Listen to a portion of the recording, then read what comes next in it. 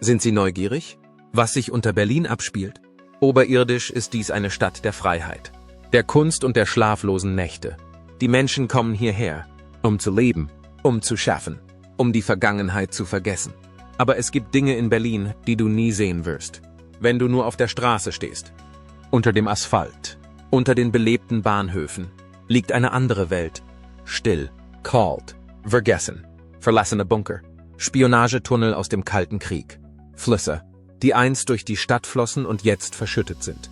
Und geheime Fluchtwege. Wir werden dort hinuntergehen, Schicht für Schicht. Je tiefer wir gehen, desto seltsamer wird die Wahrheit. Seid ihr bereit? Unter dem Asphalt eine verborgene Festung.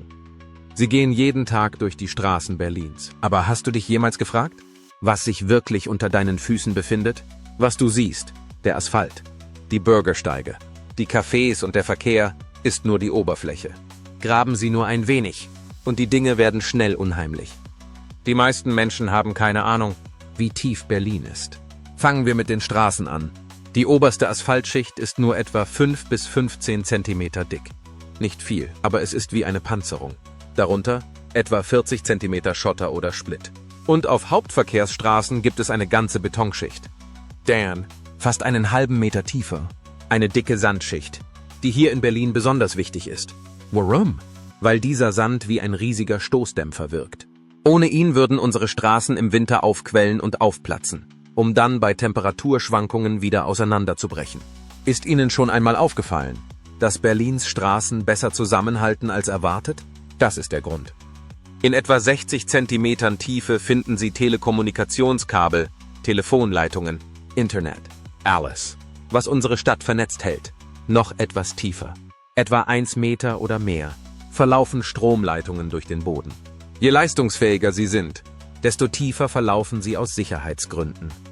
Aber hier wird es noch faszinierender.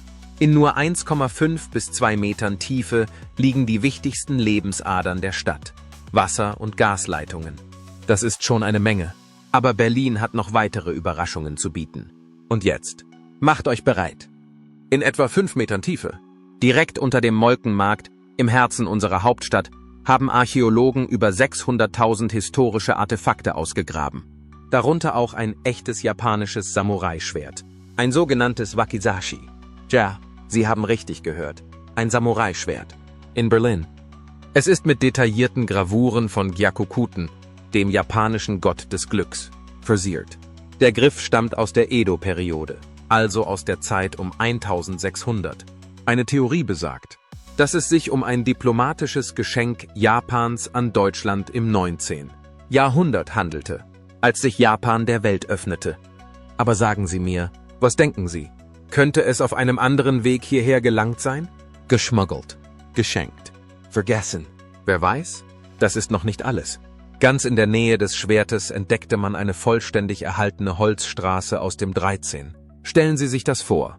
Holz, 800 Jahre lang unter der Erde vergraben und immer noch intakt. In Deutschland überleben solche Holzstraßen nur selten. Nässe, Bakterien. Normalerweise würde die Natur sie zerstören. Aber diese hier hatte Glück. Irgendwann im 14. oder 15. Jahrhundert pflasterten Arbeiter das Holz mit Steinen zu, ohne die ursprünglichen Bohlen zu entfernen. Und da sie in einer feuchten, sauerstoffarmen Umgebung versiegelt war, blieb sie in der Zeit eingefroren. Wie eine Zeitkapsel, die darauf wartet, gefunden zu werden. Können Sie sich vorstellen, eine asphaltierte Straße entlang zu gehen, ohne zu wissen, dass eine 800 Jahre alte Straße still unter Ihren Füßen liegt? Leider wird dieser alte Schatz nicht mehr lange verborgen bleiben. Er soll entfernt werden, um Platz für neue Infrastruktur zu schaffen. Gasleitungen, Stromkabel und ein neues Viertel. Aber ein Teil davon könnte in einem Museum überleben. Und irgendwie, ist das nicht schön? Eine Straße, die einst mit Fußspuren gefüllt war, jetzt hinter Glas konserviert. Nicht mehr vergessen. Und jetzt kommt's. Das war alles innerhalb von nur 5 Metern an der Oberfläche. Daher meine Frage an Sie. Was könnte sich noch unter Berlin verbergen? Und wie tief sind Sie bereit zu graben, um es herauszufinden? Denn wir sind noch nicht fertig. Je tiefer wir graben, desto seltsamer werden die Dinge. Der Spionagetunnel unter Berlin. Ungefähr 6 Meter unter der Oberfläche Berlins stoßen wir auf eines der faszinierendsten und geheimsten Kapitel des 20. Jahrhunderts. Man nennt ihn auch den Spionagetunnel. Und wenn Sie die Geschichte hören, werden Sie verstehen, warum. In den 1950er Jahren, als Berlin noch eine geteilte Stadt war, gab es große Spannungen. 2 Welten, 2 Systeme und eine Stadt in der Mitte. Es war die perfekte Kulisse für Geheimdienstspiele und eine der kühnsten Missionen in der Geschichte des Kalten Krieges. 1953 schmiedeten die Geheimdienste der Vereinigten Staaten und des Vereinigten Königreichs einen kühnen Plan. Sie wollten einen unterirdischen, etwa 450 Meter langen Tunnel bauen, der vom westlichen Teil Berlins in die Ostzone führen sollte. Ziel war es, die militärischen Telefonleitungen anzuzapfen und geheime Informationen zu sammeln. Die Bauarbeiten begannen 1954 im Stillen und unter strengster Geheimhaltung. Der Tunnel wurde mit einigen der modernsten Überwachungsgeräte seiner Zeit ausgestattet. Und fast ein Jahr lang, von Mai 1955 bis April 1956, konnten sie Tausende von Telefongesprächen mithören, in der Hoffnung, etwas über militärische Bewegungen und Pläne zu erfahren. Klingt nach einer Erfolgsgeschichte, oder? Nein, nicht ganz. Die Operation war von Anfang an kompromittiert. Ein hinter den Kulissen arbeitender Doppelagent hatte die Tunnelpläne bereits an die andere Seite weitergegeben. Doch anstatt die Operation sofort zu stoppen, entschied sich die andere Seite, mitzuspielen und den Tunnel durch Desinformation für ihre eigenen Zwecke zu nutzen. Im April 1956 wurde der Tunnel entdeckt, offiziell durch Zufall. Es folgte eine Pressekonferenz und plötzlich wusste die Welt von diesem verborgenen unterirdischen Gang. Aber damit war die Geschichte noch nicht zu Ende. Jahre später wurde ein erhaltener Abschnitt des Tunnels sorgfältig ausgegraben, restauriert und ist nun im Alliiertenmuseum in Berlin zu sehen. Von den ursprünglich 450 Metern sind nur noch etwa 12 Meter erhalten. Aber selbst dieses kleine Stück erzählt eine Geschichte von Geheimhaltung, Risiko und den unsichtbaren Kämpfen, die einst unter der Oberfläche der Stadt ausgetragen wurden. Wer hätte gedacht, dass sich unter den friedlichen Straßen Berlins einst ein so komplexes Geflecht der Geschichte entfaltete? Was mag sich darunter noch verbergen? Graben wir weiter, denn das unterirdische Berlin hat noch viele Geheimnisse zu lüften. Das Leben in einem Fallout-Bunker. Ungefähr 8 Meter unter der Erde verbirgt Berlin etwas, das direkt aus einem Science-Fiction-Thriller stammt. Ein Ort, der nicht für Komfort, sondern für das Überleben gebaut wurde. Willkommen in der sogenannten Kudamkare Multipurpose Facility. Dieser unterirdische Schutzraum wurde in den 1970er Jahren in einer Zeit wachsender Unsicherheit und globaler Spannungen gebaut und war für extreme Notfälle, einschließlich des Undenkbaren, ausgelegt. Seine Wände und Decken bestehen aus Stahlbeton, der an manchen Stellen fast einen halben Meter dick sein soll. Hinter massiven, druckfesten Eingangstüren befindet sich ein Labyrinth aus versiegelten Kammern, die jeweils etwa 20 Personen fassen können. Aber der Zutritt war nicht so einfach, wie wenn man einfach hineingehen würde. Wenn es zu einer Krise kam, mussten strenge Verfahren eingehalten werden. Bei der Ankunft musste jede Person eine vollständige Dekontamination durchlaufen, duschen, Anziehen einer speziellen Uniform und Zuweisung eines engen Schlafplatzes. Die Betten standen dicht gedrängt in 4 Lagen, kaum eine Armlänge Abstand zwischen ihnen. Es gab keine Freiheit, sich zwanglos zu bewegen. Jede Handlung, selbst das Aufstehen, musste genehmigt werden. Der Raum konnte für Notfälle wie Ausbrüche oder Panik in 2 getrennte Bereiche aufgeteilt werden. Und nein, es war nicht auf Komfort ausgelegt. Das Innere bot nur das Nötigste. Einfache Toiletten, Waschräume, eine winzige Krankenstation und eine Küche, die nur für Konserven ausgerüstet war. Das Wasser kam aus tiefen Reservoirs und die Luft wurde durch moderne Filtersysteme hineingepumpt. Elektrizität wurde von Dieselgeneratoren geliefert, allerdings nur für 14 Tage. Danach, sagen wir einfach, dass dies keine langfristige Lebenslösung war. Zum Glück wurde dieses Extremszenario nie auf die Probe gestellt. Aber wenn man heute in der Anlage steht, umgeben von Beton, Stille und gefrorener Planung, kann man nicht anders, als ein Frösteln zu empfinden. Haben Sie sich jemals gefragt, wie es wäre, 2 Wochen lang unter der Erde zu leben? Ohne Sonne, ohne Himmel, nur mit Mauern, Regeln und rationierter Luft? Dieser Ort war nicht für das tägliche Leben gedacht. Er wurde nur für den Fall gebaut. Und wenn man jetzt hier durchgeht, Ist es, als ob die Zeit stehen geblieben wäre und den Atem angehalten hätte. Lasst uns weitergehen. Es gibt mehr unter Berlin, als du dir vorstellen kannst. Flüsse, die unter der Erde verschwunden sind. Wir setzen unseren Abstieg fort und kommen fast sofort zu einigen Tunneln, die bis zu 10 Meter tief sind. Abwassersysteme? Nicht ganz. Das sind Flüsse, aber es gibt einen Haken. In Berlin ist die erste Wasserstraße, die einem in den Sinn kommt. Die Spree. Sie fließt durch die deutsche Hauptstadt, vorbei am Reichstag und der Museumsinsel. Sie hat eine Länge von rund 400 Kilometern, von denen etwa 45 Kilometer durch Berlin führen. Aber was macht sie unter der Erde? In der Vergangenheit wurde die Stadt häufig von der Spree überflutet, was zu erheblichen Problemen für die Bewohner führte. Stellen Sie sich eine Stadt vor, die unter Wasser steht und deren Straßen sich in Flüsse verwandeln. Die Lösung? In einigen Bereichen wurde das Flussbett vertieft und verstärkt, während kleinere Nebenflüsse unterirdisch verlegt wurden. Ja, direkt unter ihren Füßen. Und das führte zu einem ganzen Netz von Kanälen und unterirdischen Aquädukten. Aber wenigstens ist die Spree nicht von den Landkarten verschwunden, wie manch andere Flüsse. Die Becker ist ein Beispiel für einen Fluss, der buchstäblich von der Landkarte der Stadt verschwunden ist. Früher floss er durch den Südwesten Berlins, doch im 19. Jahrhundert wurde er unter die Erde verlegt. Der Grund dafür war einfach: Stadtentwicklung braucht Platz und ein offener Fluss behindert den Bau.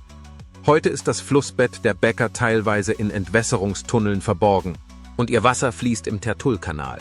Alles, was von der Becker geblieben ist, sind die Erinnerungen, die in den Namen von Straßen und Vierteln in Berlin erhalten geblieben sind. Ein weiterer Fluss ist der Panker. Mit einer Länge von etwa 29 Kilometern beginnt er in Brandenburg und fließt durch den Norden Berlins. Im Gegensatz zur Becker hat der Panker überlebt, wenngleich auch Teile seines Flussbettes unter der Erde liegen. Im 19. Jahrhundert wurde der Panker buchstäblich zu einem Müllkanal, in dem Industrieabfälle verklappt wurden. Um Epidemien und weitere Verschmutzungen zu verhindern, wurden einige Abschnitte des Flusses mit Rohren versehen. Dies hatte erhebliche Auswirkungen auf die Umwelt. Viele Arten verschwanden und die Landschaft der Stadt veränderte sich. Deshalb restauriert Berlin den Fluss jetzt und bringt ihn wieder an die Oberfläche. Dieser Prozess wird als Renaturierung bezeichnet. In einigen Parks, wie zum Beispiel im Bezirk Wedding, ist der Panker wieder in seiner ganzen Schönheit zu bewundern. Berlins vergessene Abwasserkanäle und Fluchtrouten. Es ist nicht schwer zu erraten, wohin wir als nächstes gehen. Denn die unterirdischen Flüsse Berlins sind natürlich mit einem anderen faszinierenden System unter der Stadt verbunden: der Kanalisation. Steigen wir Schritt für Schritt bis in eine Tiefe von etwa 12 Metern hinab in die Tunnel, die das moderne Stadtleben geprägt haben. Die ersten Aufzeichnungen über ein Abwassersystem in Berlin stammen aus dem 18. Jahrhundert. Damals handelte es sich lediglich um offene Kanäle, die das Abwasser direkt in die Flüsse leiteten. Die Folgen? Krankheiten, üble Gerüche und eine Stadt, die mit ihrem eigenen Wachstum nicht mehr Schritt halten konnte. Im 19. Jahrhundert war es klar, dass sich etwas ändern musste. Im Jahr 1879 entstand eine neue Vision. Der Ingenieur James Hobrecht begann mit der Arbeit an einem der ehrgeizigsten Infrastrukturprojekte der damaligen Zeit, einem strukturierten, modernen Kanalisationsnetz für Berlin. Das System bestand aus einem riesigen Netz von Ziegeltunneln mit gewölbten Decken, die mehrere Meter unter der Erde verliefen und sich über die gesamte Stadt erstreckten. Einige dieser ursprünglichen Gänge waren zwischen 4 und 5 Meter tief. Ein Teil davon, der sogenannte Alte Sammler in der Wilhelmstraße, ist sogar ein historisches Wahrzeichen. In den späten 1800er Jahren erbaut, diente er der Stadt bis in die Mitte des 20. Jahrhunderts und erinnert heute an das technische Erbe Berlins. Heute erstreckt sich das Berliner Abwassernetz über Hunderte von Kilometern. Die tiefsten Leitungen reichen immer noch bis zu 12 Meter unter die Erde und sind dafür ausgelegt, die starke städtische Belastung zu bewältigen und das Regenwasser durch riesige Reservoirs abzuleiten. Aber bei der Geschichte dieser Tunnel geht es nicht nur um die Infrastruktur. In der gleichen Tiefe, unter der Oberfläche, liegt etwas viel Persönlicheres und Menschlicheres. Im Jahr 1962 beschloss eine Gruppe von Studenten und jungen Freiwilligen, eine Mission zu übernehmen, die das Leben verändern sollte, und zwar buchstäblich unter der Erde. Das Ziel? Einen Tunnel zu graben, der 2 Teile einer geteilten Stadt miteinander verbindet. Stellen Sie sich vor, Sie sind gerade mal in Ihren 20ern, arbeiten im Verborgenen, mit einfachem Werkzeug und wenig Schlaf. Und doch graben Sie, ohne zu wissen, ob Sie Erfolg haben werden, in der Hoffnung, dass jemand, vielleicht 29 Menschen, auf der anderen Seite freikommen. Dies ist die Geschichte des Tunnels 29, eine der dramatischsten Fluchtmissionen jener Zeit. Es begann mit zwei Italienern, Domenico Sesta und Luigi Spina, die einer Familie helfen wollten, wieder zueinander zu finden. Bald darauf schloss sich ihnen Hassel Herschel an, ein Student aus Dresden, der bereits ein Jahr zuvor geflohen und fest entschlossen war, seine Schwester zu retten. Zusammen mit 30 Freiwilligen, viele von ihnen Studenten, begannen sie im Sommer 1962 mit den Grabungen, die von einem Fabrikkeller im Westen zu einem Wohnhaus im Osten führten. Mit wenig mehr als Schaufeln, Entschlossenheit und der ständigen Angst, entdeckt zu werden, gruben sie von Hand einen etwa 120 Meter langen Tunnel durch feuchte Erde. Am 14. und 15. September 1962 gelang 29 Personen die Durchreise. Niemand wurde gefasst. Niemand kam zu Schaden. Und so bekam der Tunnel seinen Namen. Doch hinter den Kulissen spielte sich eine andere Geschichte ab. Die Geschichte der Finanzierung des Projekts. In einem innovativen Schritt verkaufte die Gruppe die Filmrechte an den amerikanischen Fernsehsender NBC, der 2 Kameraleute entsandte, um den Bau zu dokumentieren. Jeder von ihnen erhielt 15.000 Mark. Und die Rechte wurden auch in Italien verkauft. Hassel Herschel bot zunächst weniger, sicherte sich aber schließlich gleiche Bedingungen. Ein Schritt, der später zu Spannungen innerhalb der Gruppe führte. Obwohl die Flucht ein Erfolg war, spaltete sich das Team. 17 Freiwillige distanzierten sich schließlich von den Leitern des Projekts. Aber das Vermächtnis von Tunnel 29 blieb. Und das war erst der Anfang. Tunnel 57, Freiheit vs. Propaganda. Im Oktober 1964 fand unter Erd- und Betonschichten im Herzen des geteilten Berlins eine der gewagtesten unterirdischen Operationen statt, die je unternommen wurden. Der heute als Tunnel 57 bekannte Bau war der längste, tiefste und kostspieligste Fluchttunnel, der je in der Stadt gebaut wurde. Es begann Monate zuvor. Im April 1964, als eine Gruppe von 35 Freiwilligen, darunter Studenten der Freien Universität Berlin, beschloss, eine fast unmögliche Mission zu übernehmen. Unter ihnen befand sich ein junger Mann namens Reinhard Führer, der zu diesem Zeitpunkt noch nicht wusste, welchen außergewöhnlichen Weg sein Leben nehmen würde. Ihr Ziel, einen Tunnel zu graben, der vom Keller einer verlassenen Bäckerei in der Bernauer Straße 97 im Westteil Berlins bis zu einem Hinterhofgebäude in der Strelitzer Straße 55 im Ostteil reicht. Er würde unter der schwer bewachten Grenze verlaufen und Monate stiller, zermürbender Arbeit erfordern. In den Nächten vom 3. und 4. Oktober war der Tunnel in Betrieb.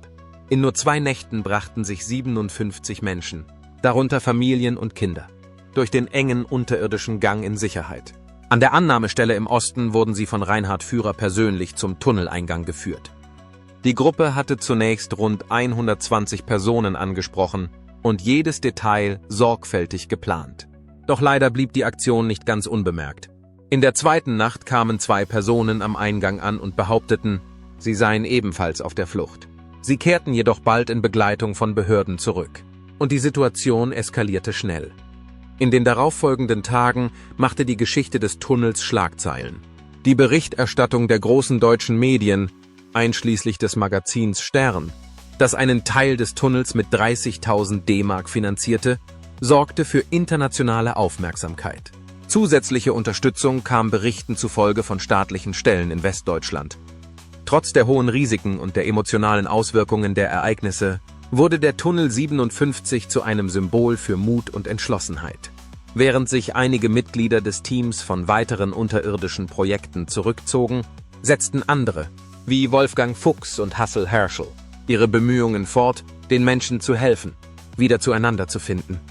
Die Geschichte von Reinhard Führer war damit noch nicht zu Ende. Er kehrte schließlich auf seinen akademischen Weg zurück, studierte Physik und wurde Teil des deutschen Weltraumforschungsprogramms. Heute erinnert eine Gedenktafel am Standort des Tunnels 57 in aller Stille an die persönlichen Opfer und die hoffnungsvollen Siege, die sich einst unter der Erde abspielten. Denn Mauern mögen zwar Städte trennen, aber den menschlichen Geist können sie niemals wirklich trennen. Der Bunker Alexanderplatz. Während des gesamten Bestehens der Berliner Mauer wurden mehr als 70 Fluchttunnel gegraben, um auf die andere Seite zu fliehen. Doch nur 19 davon waren erfolgreich. In etwa der gleichen Tiefe, bis zu 12 Meter unter dem Alexanderplatz, liegt einer der größten Schutzräume Berlins. Er wurde zwischen 1941 und 1943 erbaut. Der Tiefbunker diente Tausenden von Einwohnern der Stadt während des Zweiten Weltkriegs als Zufluchtsort. Das Fundament für den Bunker wurde bereits in den 1920er Jahren gelegt. Damals war der Bau einer U-Bahn-Linie geplant, die den Alexanderplatz mit Lichtenberg und Friedrichsfelde verbinden sollte. Diese Pläne wurden jedoch wegen des Ersten Weltkriegs auf Eis gelegt. Erst in den 1940er Jahren wurden die unterirdischen Bauten zu einem Schutzraum umfunktioniert. Bei Luftangriffen konnte der Bunker bis zu 3500 Menschen aufnehmen und ihnen relative Sicherheit bieten. Mit seinen dicken Mauern und dem komplexen Tunnelnetz wurde er für viele Berliner zu einem Symbol der Hoffnung und des Überlebens. Nach dem Krieg wurde der Bunker aufgegeben und geriet aus dem Blickfeld der Öffentlichkeit. Erst in den letzten Jahrzehnten wurde das Interesse an diesen unterirdischen Bauwerken wieder geweckt, und jetzt ziehen sie Forscher und Touristen gleichermaßen an. Der unverwüstliche Flakturm. Nur wenige Meter weiter, in etwa 14 Meter Tiefe, stoßen wir auf eines der imposantesten unterirdischen Überbleibsel im Berliner Norden, die unteren Etagen des Flakturms im Humboldt-Hain-Park. Das 1941 errichtete massive Bauwerk war einer von 3 Türmen, die die Stadt vor Fliegerangriffen schützen sollten. Während ähnliche Türme einst in Tiergarten und Friedrichshain standen, ist der Turm im Humboldt-Hain heute bei weitem der am besten erhaltene. Der Turm selbst war ein architektonischer Riese. Seine Wände waren etwa 2 Meter dick und die Decken waren mit über 3 mm massivem Beton verstärkt. Unterirdisch umfasste das Bauwerk tiefe Tunnel, Lagerkammern und Schutzzonen, in denen im Notfall bis zu 10.000 Menschen untergebracht werden konnten. Diese unterirdischen Bereiche erstreckten sich bis zu 14 Meter in die Tiefe und beherbergten Vorräte, Ausrüstung und wichtige Infrastruktur. Nach dem Krieg wurden Anstrengungen unternommen, diese Art von Befestigungen abzubauen, vor allem um sicherzustellen, dass sie in der Zukunft nicht wiederverwendet werden konnten. Der Humboldt-Turm war jedoch so robust, dass sich ein vollständiger Abriss als unmöglich erwies. Stattdessen wurde das teilweise verschüttete und beschädigte Bauwerk schließlich in den Humboldt-Hain-Park integriert und zu einem stillen, im Grünen verborgenen Denkmal. Im Jahr 2004 ergriffen Historiker und Denkmalschützer die Initiative, Teile des Turms für die Öffentlichkeit zugänglich zu machen. Seitdem sind mehrere der unterirdischen Stockwerke im Rahmen von Führungen zugänglich und bieten einen seltenen Einblick in das Ausmaß und die Technik dieser historischen Festungsanlagen. Aber unser Abstieg hört hier nicht auf. Je tiefer wir unter Berlin vordringen, desto größere und geheimnisvollere Räume kommen zum Vorschein. In einer Tiefe von etwa 18 Metern betreten wir ein ganz neues Reich. Riesige, breite Tunnel, die einem ganz anderen Zweck dienen. Die Berliner U-Bahn, vom Transit zum Refugium. Das sind die Tunnel der Berliner U-Bahn. Ein riesiges Netz, das bis zu 18 Meter tief unter der Oberfläche der Stadt verläuft. Die U-Bahn ist nicht nur ein Verkehrssystem, sie ist ein lebendiges Stück Berliner Geschichte. Die 1902 eröffnete U-Bahn war das erste U-Bahn-System in Deutschland und markierte einen Wendepunkt im städtischen Verkehr auf dem gesamten Kontinent. Es war sogar eines der ersten U-Bahn-Systeme in ganz Kontinentaleuropa. Die Idee einer Berliner U-Bahn geht auf das Jahr 1880 zurück, als der Ingenieur Werner von Siemens, Gründer der Firma Siemens, erstmals den Bau einer U-Bahn vorschlug. Die Bauarbeiten begannen erst 1896, aber als sie einmal begonnen hatten, war der Schwung nicht mehr aufzuhalten. Heute verlaufen etwa 80% der U-Bahn unterirdisch. Interessanterweise war der allererste Abschnitt nicht vollständig unterirdisch, sondern verlief zum Teil auf Hochbahngleisen. In den nächsten 20 Jahren ging der Ausbau schnell voran. Im Jahr 1913 verfügte Berlin bereits über 47 Bahnhöfe, die sich über mehrere Linien erstreckten und die wachsende Hauptstadt versorgten. Zwei große Maschinenbaugiganten, AEG und Siemens, spielten die Hauptrolle beim Bau. Ihre Rivalität war so groß, dass einige Abschnitte sogar mit unterschiedlicher Tunnelbreite gebaut wurden, was nach heutigen Maßstäben undenkbar ist. Zu Beginn des 20. Jahrhunderts galt die U-Bahn als technisches Wunderwerk. Doch der Ausbau verlangsamte sich aufgrund äußerer Umstände. Und erst 1923 wurde ein neuer Abschnitt zwischen Halleschem Tor und Stettiner Bahnhof eröffnet. Trotz der Herausforderungen der Zeit wuchs das Netz stetig. In den späten 1930er Jahren war das Berliner U-Bahn-Netz eines der modernsten in Europa. Die Bahnhöfe wurden sorgfältig gestaltet, mit Mosaikfliesen, Ziersäulen und stilvoller Beschilderung, eine echte Verschmelzung von Funktion und Ästhetik. In Krisenzeiten dienten die tiefen Tunnel der U-Bahn auch zusätzlichen Zwecken.